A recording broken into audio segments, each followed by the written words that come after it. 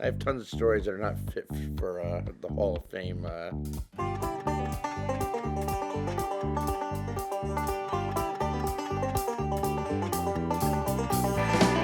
Hi, I'm Greg Bell. I'm an independent promoter in Albany. I put on concerts at different venues throughout the area. I've done all styles of music, from rap to hip-hop to hardcore. I'm basically known as the jam band guy in Albany.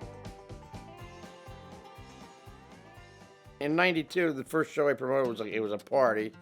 We had a bunch of bands who we were friends with, 4 acts, and free beer for $10. I mean, it wasn't tough to get a full house then. We did that show and we made a little bit of money. Then we did another show and we lost a little bit of money. And my friend Jeff Guthriein came up to me one day and says, I found this room upstairs in Valentine's that we could rent out for shows. We always sent out press releases. Greg Ames is a good friend of ours, so we always knew we'd get press from him. But it was mostly flyers. I basically walked around with hundreds of flyers on me everywhere I went and just annoyed people. My wife happens to be a graphic artist and a very talented artist overall. She's done unbelievable illustrations and paintings. So she pretty much does all my posters and flyers. And, she's like the queen of rock and roll in Albany. Everybody, I'll go to shows like, where's Marilyn? Where's Marilyn? It's like, I don't even exist. Everybody starts to see Marilyn.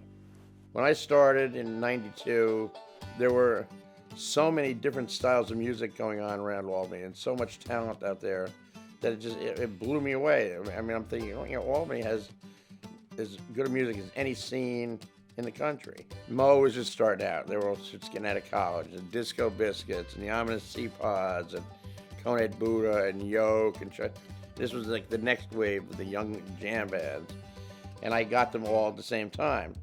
And the first show I did with Mo had 3 paid people at it. It was $5 a head. We took in $15 at the door.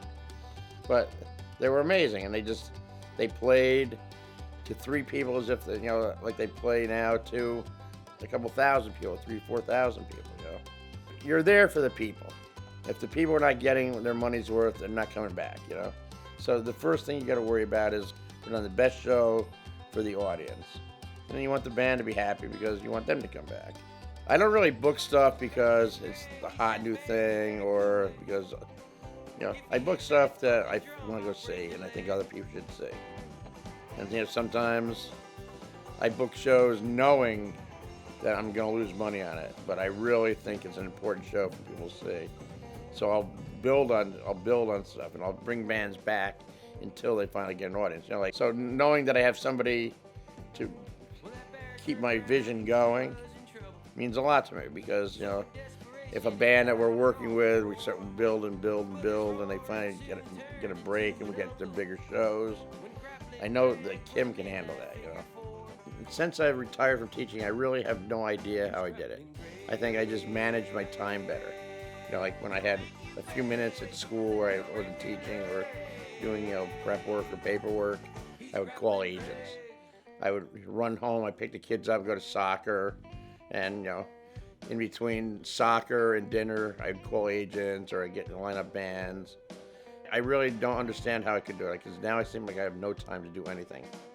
It's sort of been an amazing career because I've gotten to work with a lot of my heroes, And it's an amazing life that I found just by accident, I never had any intention of doing this, I found a job where I get to go out, hang out with cool people, have a few beers, watch music, and sometimes get paid.